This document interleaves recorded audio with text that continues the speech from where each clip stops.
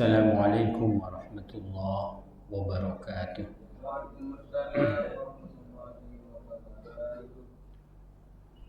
Bismillahirrahmanirrahim. Alhamdulillahirabbil alamin. Wa bihi nasta'inu 'ala umuri dunya waddin. Wassalatu wassalamu 'ala asyrafil anbiya'i wal mursalin. Sayyidina Muhammadin wa 'ala alihi wa sahbihi ajma'in. Amma ba'du. Yang sama-sama kita hormati Direktur RSUD Muhammad Nur, juga Ketua Takmir Masjid Ar-Rasyid bersama seluruh pengurusnya, para jemaah, panjenengan semua, Bapak Ibu rahimakumullah. Alhamdulillahirabbil alamin. Mari kita mengawali bersyukur kepada Allah, memujinya karena kita diberikan kekuatan oleh Allah untuk bersama hadir ke masjid ini, menunaikan kewajiban kita sholat zuhur berjamaah. Mudah-mudahan diterima oleh Allah. Amin. Kemudian kita lanjutkan untuk terus belajar sebagai kewajiban yang harus kita lakukan sepanjang hidup kita. Lebih-lebih kita mempelajari tuntunan Al-Quranul Karim. Mudah-mudahan Allah ridho kepada kita semuanya. Amin ya rabbal alamin. Para jamaah Bapak Ibu rahimakumullah, siang ini atas permintaan sebagian jamaah kita akan membahas membahas seputar qada dan qadar, iman kepada qada dan qadar Allah. Insyaallah panjenengan sudah maklum bahwa salah satu dari rukun iman kita yaitu beriman kepada qada dan qadar Allah. Subhanallah.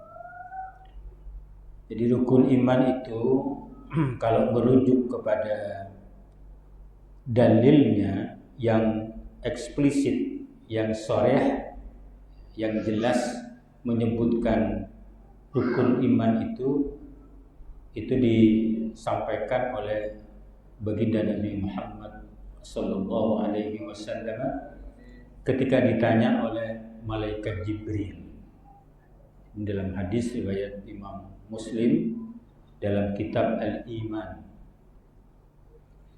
Jadi ceritanya satu ketika Rasulullah kedatangan seorang laki-laki yang kemudian itu adalah malaikat Jibril, suan kepada Rasulullah, kemudian duduk di dekat Rasulullah, bahkan pahanya itu sampai menimpa paha Rasulullah. Paha laki-laki ini sampai menimpa paha Rasulullah. Kemudian mengajukan 4 pertanyaan. Ini adalah pilar agama kita. 4 pertanyaan malaikat Jibril yang datang kepada Rasulullah itu mengajukan 4 pertanyaan sebagai pilar agama kita, agama Islam. Yang pertama adalah mal Islam, apa itu Islam?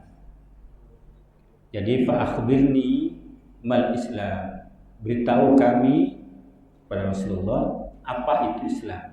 Islam itu dijawab oleh Kanjeng Nabi adalah al-Islamu an tashhada an la ilaha illallah wa anna Muhammadar Rasulullah, dan seterusnya. Wa tuqimus shalah wa tu'tiz zakat wa tasum Ramadan wa tuhajjal bait in istata'a ilaihi sabila. Jadi ada 5 rukun Islam. Kemudian orang itu berkata, "Shaddaqta." Kamu benar. Jadi dia bertanya, tapi ketika dijawab Rasulullah bilangnya, "Shaddaqta, kamu benar." Ini yang membuat Umar yang bersama Rasul saat itu merasa heran, takjub. Ini orang bertanya tapi kemudian setelah dijawab dia bilangnya kamu benar. Setelah itu pertanyaan kedua, ini yang berkaitan dengan tema kita pada siang ini adalah fa akhbirni 'anil iman. Coba beritahu aku tentang iman. Rasul menjawab, antu'mina billah wa malaikatihi wa kutubihi wa rusulihi wal yaumil akhir Kemudian terakhir wa tu'mina bil qadari khairihi wa syarrihi. Jadi rukun iman yang terakhir adalah beriman dengan qadar, baik itu berupa ketentuan baiknya ataupun buruknya, khairihi wa syarrihi. Ini yang kadang membuat orang salah paham. Seakan-akan Allah itu menetapkan satu kejadian yang ada yang baik, ada yang buruk kan gitu. Kadang orang menjadi salah paham. Jadi baik dan buruk qadar Allah itu sungguhnya perspektif manusia atau makhluk Allah. Kira-kira ketika Allah menetapkan seorang itu miskin itu apakah baik atau buruk? Mungkin banyak orang menyatakan buruk kan gitu ya. Sedikitlah orang yang berdoa jadikan aku orang miskin gitu kan, sedikit ya. Tapi itu bukan berarti buruk menurut Allah kan begitu. Gak bisa kita menyebutkan buruk karena boleh jadi Allah punya rencana yang terbaik dengan menetapkan seorang itu menjadi orang miskin kan. Sakit misalkan, karena mungkin di antara para jamaah ada yang keluarganya sakit. Sakit itu baik atau buruk? Kalau misalnya baik itu bagus, mantap, luar biasa gitu. Berarti berhusnul kepada Allah. Tergantung perspektif kita. Kalau kita menyatakan bahwa sakit itu menjadikan kita sulit, kemudian tidak sabar, mungkin buruk. Tapi kalau kita melihatnya dengan sakit itu adalah cara paling cepat Allah mengampuni dosa kita, maka sakit itu menjadi baik kan begitu. Jadi dalam hadis ini wa tu'mina bil qadari khairihi wa syarrihi itu bukan dari perspektif Allah. Allah itu punya rencana terbaik untuk kita. Tidak ada kategori baik buruk menurut Allah. Allah ingin yang terbaik untuk kita. Cuma ada keragaman yang kemudian dirasakan oleh sebagian orang. Ini kok baik, itu kok nyaman, ini kok nggak nyaman. Itu kok ini baik, ini kok buruk kan gitu. Baik, nanti kita bahas sedikit-sedikit. Kemudian dia bilang lagi, dia laki-laki, sadaqta, kamu benar. Kemudian yang ketiga, akhbirni anil ihsan. Ya Rasul, coba beritahu saya tentang ihsan. Anta budallah ka'annaka tara wa fa illam takun tara fa innahu yara. Beribadah kamu seakan-akan kamu melihat Allah. Jikapun belum bisa kamu melihat Allah, pasti Dia Allah melihatmu. Ini konsep ihsan. Kemudian yang keempat adalah fa akhbirni anis sa'ah. Beritahu kami tentang hari kiamat.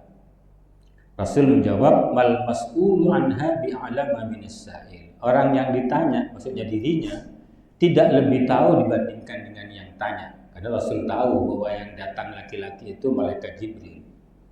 Saya itu tidaklah lebih tahu dibandingkan dengan kamu yang bertanya. Kemudian fa akhbirni an amaratiha. Bisakah kamu beritahu aku tentang tanda-tandanya? Ada banyak tanda-tandanya. Antalidal amatu rabataha wa antaral khufata al-urata al-alata di'as-sa'i. Ada orang-orang yang bertelanjang kaki itu akan menjadi pemimpin. Konon katanya yang ditengareskan ini adalah Bani Saud, kerajaan Saudi sekarang ini. Dia dulu kan dari gunung pengembala kambing, tidak pakai sandal. Pengembala kambing nggak pakai sandal, sekarang jadi raja. Itu tanda-tanda hari kiamat. Dan yang lain-lain silakan nanti saya sedikit nulis share lah kawan-kawan. Baik, kita kembali pada pokok tema kita kali ini. Di antara rukun iman itu ada namanya beriman kepada qada dan qadar Allah. Apa sih qada dan qadar Allah? Saya ingin mulai dari situ. Baik. Ada dua istilah, ada qada, ada qadar. Qada dan qadar. Kalau ini disebutkan bersamaan, ini bermakna satu kesatuan. Tapi kalau dipisah, ini ada perbedaan maknanya. Jadi qada itu secara bahasa para jamaah yang pertama bermakna al-hukmu, hukum atau keputusan. Al-ada, yang kedua al-ada bermakna pelaksanaan. Yang ketiga al-khalq, penciptaan. Yang keempat al-hatmu, ketetapan yang pasti. Itu qada. Jadi maknanya hukum, makanya ada qadi. Qadi itu kalau bahasa Indonesia namanya hakim. Ini yang kadang salah juga. Kalau hakim dalam bahasa Arab terjemahannya itu pemerintah. Kalau qadi terjemahan bahasanya qadi, terjemahannya adalah hakim. Hakim di Indonesia yang memutuskan perkara. Jadi ada beberapa arti dari qada. Mungkin yang pas untuk kajian kita kali ini berkaitan dengan al-hatmu, ketetapan yang pasti, qada. Kemudian ada al-qadar. Dari al-qadar ini asal katanya adalah ukuran. Kadar, ukuran. Dari kata qadar ini yang populer nanti namanya takdir. Qaddara yuqaddiru takdir. Itu sudah pengukuran. Jadi ada ukuran-ukuran, variabel-variabel, unsur-unsur yang ketika itu dipertemukan itu nanti menjadi takdir. Kita coba nanti paham. Mudah-mudahan ini tolong di-share juga, kalau enggak agak sulit. Atau makna lain al-miqdar, dari kata qadar al-miqdar. Al-miqdar itu batas, kadar yang bisa dilakukan. Itu miqdar. Biasanya kalau tuan rumah alhamdulillah tina ampun berupaya maksimal ampun hormat ajunan tapi kak dinto miqdar. Miqdar dari Allah. Jadi batas maksimal yang mampu dilakukan.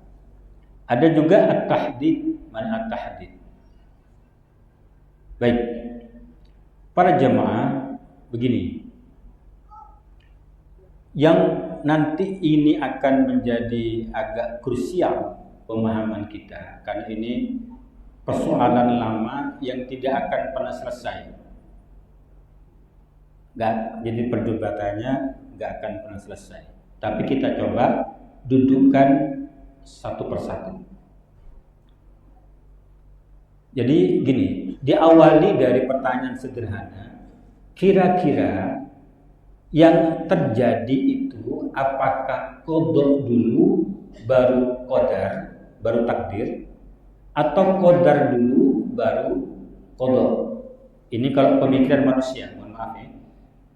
Kalau prosedur manusia, apakah ditetapkan dulu baru dibuat ketentuan-ketentuannya, ukuran-ukurannya, variabel-variabelnya, atau ditentukan dulu variabelnya kemudian diputuskan? Ini awal dari perdebatan di kalangan pemahaman, ya, bukan ya, perbedaan pendapat di kalangan para ulama. Jadi kalau yang mengikuti madhab, maaf ya, biar duduk masalahnya panjenengan paham, yang ikut madhab al-Asy'ari itu menempatkan qada lebih awal sebagai otoritas Tuhan. Tuhan itu punya otoritas yang tidak terbantahkan. Dia tetapkan lebih awal. yang kemudian setelah itu dieksekusi, dilaksanakan dengan variabel-variabel yang ditentukan, dengan unsur-unsur ditentukan. Jadi contohnya begini, si A tahun ini sakit, itu rencana Allah di zaman azali, rencana Allah di zaman azali. Zaman azali itu belum ada waktu. Satu kita sebut zaman karena kosakata kita nggak punya. Kosakata kita nggak punya. Waktu itu ciptaan Allah. Artinya ketika ciptaan Allah, waktu itu saja itu didahului dengan tidak ada waktu. Gitu masalahnya. Ini kalau ada sesuatu sebelum Allah, maka Allah makhlukkan. Ini kembali pada konsep awal. Allah itu la awwala lahu wa la akhirah. Allah itu tidak ada yang mengawalinya pun tidak ada akhirnya. Tidak diawali dengan ketiadaan Allah. Waktu itu ciptaan Allah. Tolong ini biar mohon saya kesempatan ini ingin menekankan kembali. Waktu itu ciptaan Allah. Jadi tidak mungkin waktu itu mendahului Allah, termasuk mendahului qada dan qadarnya Allah. Masih ingat ya? Tolong ini akidah kita. Akidah kita. Nah, jadi begini, kalau menurut Imam Al-Asy'ari dan ulama-ulama yang sepaham dengan Imam Abul Hasan Al-Asy'ari, itu menyebut qada lebih dahulu untuk menunjukkan otoritas Allah. Allah itu punya hak menetapkan apapun lebih dahulu. Ini kalau berpikirnya antara qada dan qadar ini harus bertahap. Meskipun itu tidak ada, mohon maaf, harus saya sampaikan. Kita kan berpikirnya seperti cara berpikir manusia. Tetapkan dulu baru eksekusi. Ini berpikir manusia. Kalau Allah tidak, qada dan qadarnya itu dalam saat yang bersamaan karena tidak ada yang mendahului. Jadi namanya qidam ya. Sifat-sifat Allah itu semuanya qidam. Zatnya, sifatnya qidam. Jadi Imam Abul Hasan Asy'ari dan para pengikutnya ini menyatakan Allah punya otoritas menetapkan variabelnya, unsur-unsurnya, tetapkan berikutnya. Itu kalau bahasa kita. Mohon maaf ya. Tolong dipahami. Jangan sampai salah paham. Berarti ada tahapan nanti dan tidak begitu. Semuanya dalam waktu yang tidak diawali dengan tidak ada. Apa di antara dalilnya? Itu bisa kita baca dalam Quran surah Maryam ayat 35. A'udzubillahi minasyaitonir rajim. Ma kana lillahi an yattakhidha min waladin subhana. Ada kata-kata idza qada amran fa innama yaqulu lahu kun fayakun. Jadi di situ dikatakan idza qada amran, jika dia Allah telah menetapkan sesuatu, fayakulu, maka Allah berfirman lahu, untuk sesuatu itu cukup dengan kun fayakun. Kun fayakunnya ini namanya takdir. Takdir itu kalau bahasa para ulama sufi itu bainal kaf wan nun. Kalau sudah Allah bilang kun, pasti terjadi takdir itu. Tetapkan dulu. Tahun ini si A sakit.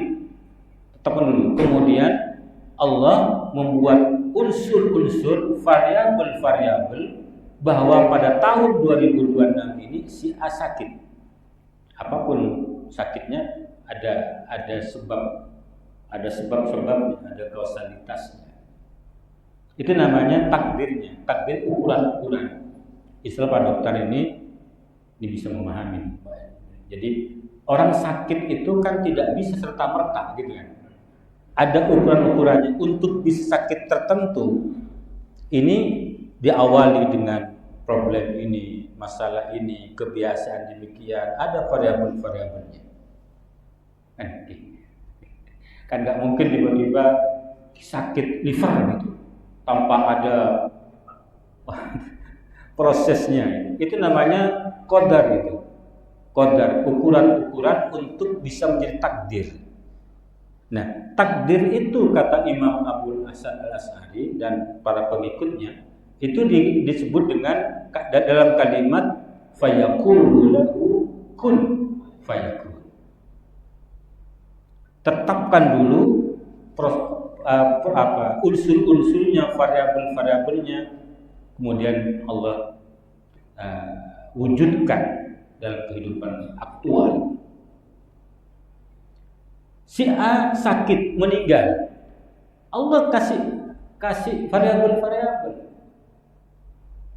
Apakah misalkan dia tidak mau berobat, dia tidak mau melakukan terapi yang benar, dia tidak mau menghindar atau apa?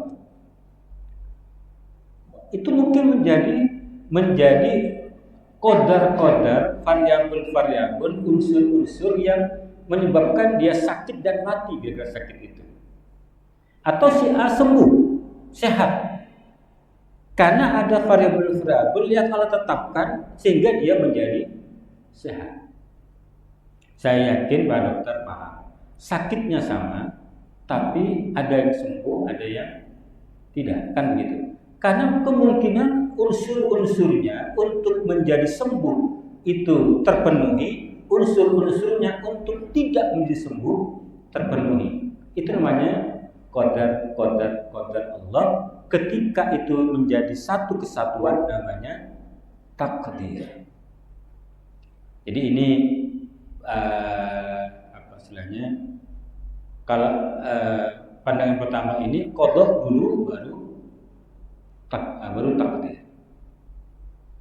Kalau yang kedua begini, ini bisa berdasarkan Quran surah Al-Qamar ayat 49 Alhamdulillah. Inna kulla syai'in khalaqnahu biqadari. Sungguhnya kami kepada semuanya, segala sesuatu, khalaqnahu, kami ciptakan semuanya itu biqadarin, dengan qadar, dengan ukuran-ukuran. Mudah-mudahan penjelasan saya bisa dicerna. Jadi kalau yang kedua ini digunakan oleh Imam Al-Maturidi, dan di kalangan Imam Madhab Hanafi juga ikut Imam Al-Maturidi, itu lebih memilih qadar dulu, ada unsur-unsur dulu yang dibuat, kemudian putuskan. Jadi misalkan begini, contoh kalau detail, ada yang unsurnya bersifat umum, kita bahas kemarin dengan kalimat itu adalah sunnatullah. Sempat kita bahas kajian itu. Ada yang sifatnya privasi, perorangan, orang. Si A ini dia akan sakit kalau unsur-unsurnya terpenuhi. Dia begini. Kemudian ketika itu Allah sudah buat unsur itu, Allah putuskan si A sakit tahun ini. Nah, gitu. Nah, panjenengan bisa milih ya, saya tidak ingin mendoktrin karena dua-duanya punya argumentasi. Kalau yang pertama karena lebih mendahulukan otoritas Allah, maka akan dekat dengan Jabariyah, seakan-akan di rencana Allah kabeh.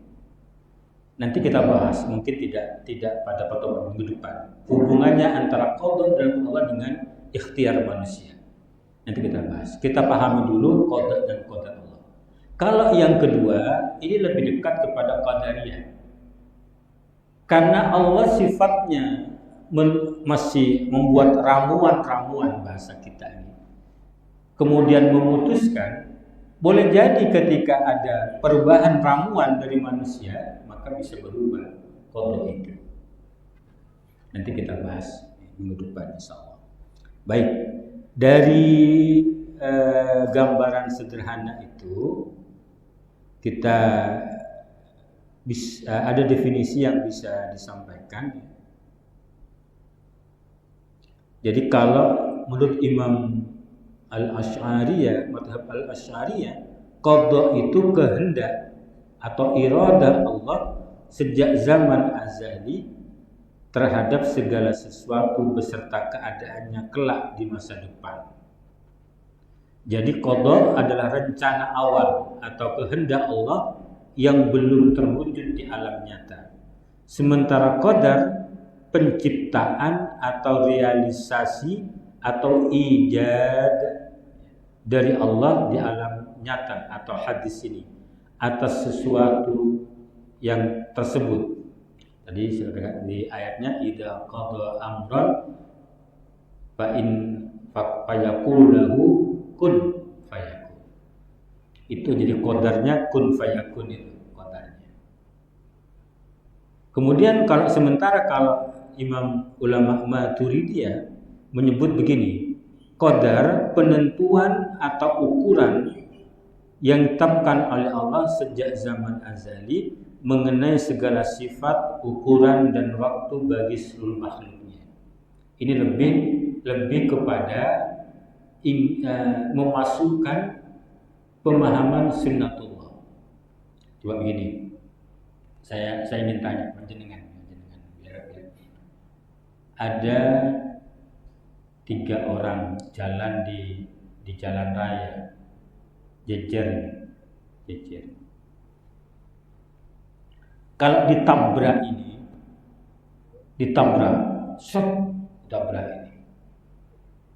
ini ternyata ada satu yang meninggal, ada satu yang mungkin sakit, luka-luka, ada yang satu selamat. Nggak apa-apa. Padahal sama ditabrak itu. Kira-kira menurut panjenengan ini kira-kira kok bisa terjadi begitu? Kira-kira. Jadi kalau ikut pemahaman Al-Maturidi itu karena menganggap aturan umum yang berlaku, semestinya ketika ditabrak itu maka ketentuannya kalau meninggal akan meninggal semuanya, karena ada dipahami aturan yang berlaku secara umum. Ini Al-Maturidi. Jadi kalau nggak meninggal berarti ada variabel lain yang terjadi. Yang selamat mungkin sempat loncat dia, begitu, sehingga nanti akan melahirkan dekat dengan paham qadariyah, paham yang menitik beratkan pada usaha manusia. Aturannya kalau ditabrak mati. Kenapa dia nggak mati? Karena ada hal lain. Dia mungkin lompat, refleks dia lompat. Padahal dia di tengah kok bisa nggak mati gitu ya. Itu ada plus minusnya. Jadi monggo panjenengan bisa mengikuti paham Imam Al-Asy'ari atau Imam Al-Maturidi. Karena prinsipnya sesungguhnya sama. Jadi begini, prinsip qada itu kalau disimpulkan dari 2 mazhab besar ini, qada itu adalah ketetapan Allah secara menyeluruh terhadap segala sesuatu. Qadar adalah rincian ukuran, waktu, tempat dan cara terlaksananya ketetapan tersebut. Ini agak berat memang, agak bisa ini kalau nggak serius menyimak, karena ini lama dan tidak bisa dipertemukan. Jangan berharap kajian kita ini bisa mempertemukan, jangan. Cuma kita memahami dan silakan memilih apakah mengikuti pandangan Imam Al-Asy'ari atau mengikuti pandangan Imam Al-Maturidi. Keduanya sama-sama berdasarkan Al-Quran dan As-Sunnah, termasuk dari asar para sahabat. Baik, para jamaah, lanjut ya. Lanjut. Kalau yang terkenal itu kan di dalam Quran surat Yasin itu, innama amruhu idza arada syai'an ayyaqula lahu kun fayakun. Jadi namanya qadha itu berkaitan dengan kehendak. Tadi definisinya kehendak atau iradah Allah. Itu kehendak. Maka dalam ayat ini innama amruhu idza arada. Kalau Allah berkehendak syai'an pada sesuatu ayyaqula lahu kun fayakun. Tapi jangan dibayangkan kun fayakun itu abrakadabra gitu. Kun fayakun itu adalah kehendaknya Allah. Allah berkehendak langsung jadi bisa. Allah berkehendak bertahap, maka yang terjadi adalah bertahap. Bukan bimsalabim kun fayakun. Kunnya itu apa? Kamu jadi pintar tanpa perlu banyak belajar. Fayakunu, maka dia akan jadi pintar tanpa perlu banyak belajar. Bisa. Tergantung kunnya Allah itu. Kunnya. Baik. Bapak Ibu rahimakumullah. Ketika kita sudah mulai paham apa itu qada dan apa itu qadar, maka mau tidak mau bahwa kewajiban kita itu percaya akan qada dan qadar Allah. Jadi ada dasarnya, Allah sebutkan Rasulullah sebutkan di hadisnya, Allah juga sebutkan dalam ayat Al-Quran, maka wajib kita mengimani qada dan qadar Allah. Nanti problem lanjutannya itu yang sering terjadi, ada yang sifatnya fatalisme. Fatalisme itu jabariyah, pasrah di Allah. Ada yang sifatnya qadariyah, kok bisa. Nah itu nanti kita bahas minggu depan insyaallah. Cuma yang menolak qada dan qadar ini mendapatkan ancaman dari Kanjeng Nabi Muhammad sallallahu alaihi wasallam dalam hadis riwayat Imam Abu Dawud, "Lau anna Allah 'adzaba ahla samawatihi wa ahla ardihi la'adzabhum wa huwa ridwanimun lahum." Kalau Allah mau mengadab penduduk langit dan bumi, maka Allah akan mengazabnya, dan itu tidak disebut dengan zalim. Kalau panjenengan, saya tanya, ini Rasulullah, panjenengan sudah sholat, zakat, puasa, haji, disiksa oleh Allah. Panjenengan kira-kira menyebut apa oleh Allah? Zalim enggak? Kira-kira panjenengan nuding Allah itu zalim pada? Seharusnya tidak boleh kita nuding. Gak bisa.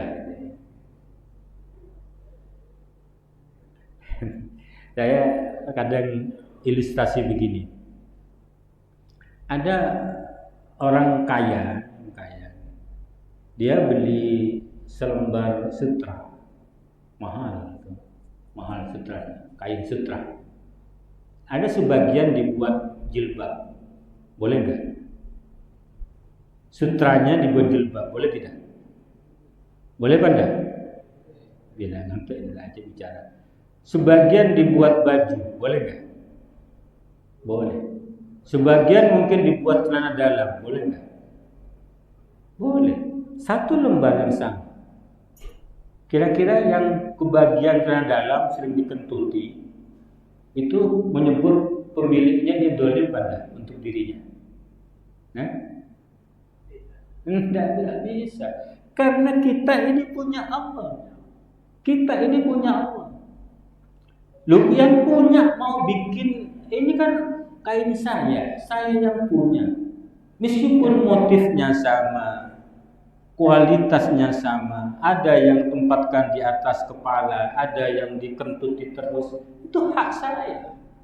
Gak bisa saya disebut dengan zalim karena itu milik saya. Maka Kanjeng Nabi berkata, kalau Allah merencanakan akan mengadab penduduk langit dan bumi, sungguh Allah akan mengadabnya dan tidak bisa disebut Allah itu sebagai zat yang zalim. Oh, kita punya Allah. Kemudian Nabi mengancam begini, walau kana laka mislu uhudin dhahaban anfaqtahu fi sabilillah ma qabilahu Allahu minka hatta tu'mina bil qadari. Andaikan engkau punya emas sebesar gunung Uhud yang kamu infakkan fi sabilillah, maka Allah tidak akan menerima infakmu itu selama kamu tidak beriman dengan qadar Allah. Apa maknanya? Begini ya Pak. Kita diberikan kemampuan untuk berinfak itu ketentuan dari Allah. Kita bisa mampu berinfak itu, kita mampu punya emas sebesar gunung Uhud, itu siapa yang merencanakan? Allah. Kan begitu. Kemudian kita mampu untuk berinfak, tidak eman, diinfakkan fisabilillah, siapa yang merencanakan? Allah. Nah, kesadaran begini ini akan melahirkan satu keyakinan bahwa kekuatan itu semuanya datangnya dari Allah. Ketika kekuatan itu datangnya dari Allah, maka ketika Allah mau mengadab, ya Allah suka-suka dong. Ini keyakinan kita kepada Allah. Meskipun ini kan perumpamaan untuk mengajak kesadaran kita bahwa rencana terhadap diri ini adalah semuanya dari Allah. Panjenengan bisa hadir ke sini ini rencana Allah. Sudah ada dulu catatannya di zaman azali, tanggal sekian Zahid akan bertemu dengan jamaah Masjid Ar-Rasyid. Sudah ada itu. Jangan sombong, kenapa? Karena sudah direncanakan oleh Allah. Untungnya rencana Allah itu sesuatu pada yang baik kan. Mudah-mudahan Allah ridho kan, begitu kan? Kita direncanakan bahwa Allah ridho. Tapi andainya Allah mau mengadab kita, ya itu suka-suka Allah. Tapi apakah itu akan dilakukan? Kalau saya berhusnudzon tidak. Berhusnudzon. Andaikan kan gitu, asal andaikan Allah mau akan diadab, ada masalah. Allah enggak zalim. Tapi saya berhusnudzon, Allah itu Maha Rahman, Maha Rahim. Allahu innallaha la yukhliful mi'ad. Sungguhnya Allah itu tidak akan menyelisihi janjinya. Orang baik Allah janjikan nanti ke surga, orang jahat Allah janjikan ke neraka. Cuma ketika diandaikan ada orang baik dimasukkan ke neraka, jangan bilang Allah itu zalim. Kenapa? Loh, kita milik Allah. Saya katakan tadi ilustrasinya bisa dipahami. Ada orang punya selembar sutra, sutranya dibuat alas kaki atau keset. Ada bukan sutra, kayaknya enggak kasar gitu. Tapi dibuat baju. Sutranya dibuat keset. Yang kasar dibuat baju. Zalim enggak orang ini? Enggak. Menurut orang yang memiliki enggak zalim. Tapi menurut sutranya mungkin dia teriak-teriak, dosanya mahal ini, kok dijadikan keset gitu. Artinya kadang kita protes begitu kan, Bu. Abdina kan ampun-ampun, jeung Ustaz, mata belum kisoki. Kayak gimana? Lapo aja Abdina. Tak gelem soki sakit nurun kan. Protes gitu. Makanya khairuhu wasyarruhu minallah ini belum dipahami bahwa baik buruk itu bukan perspektif Allah, bukan perspektif pemilik, tapi kadang persangkaan kita kepada Allah Subhanahu wa taala. Para jemaah rahimakumullah, saya rasa itu dulu nih. Insyaallah kita akan mungkin kita bisa buka diskusi nanti karena ini menarik.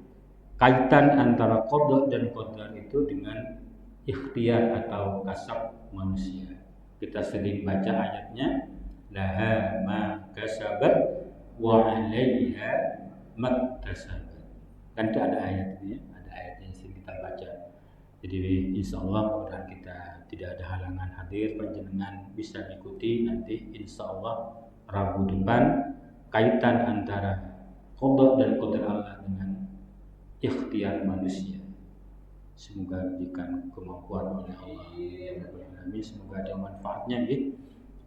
Allahumma hamna bil Qur'an waj'alhu lana imaman wa nuran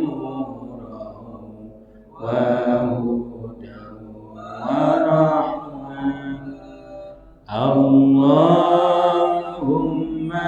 dhakkirna minhu ma nasina wa 'allimna minhu ma jahilna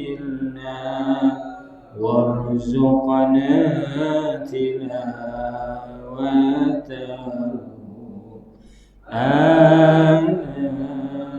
al-laili wa atrafan nahar waj'alhu lana hujjatan ya rabbal alamin. Wal 'afwu minkum wallahu muwaffiq wal hadi ila aqwamit thariq. Wassalamu alaikum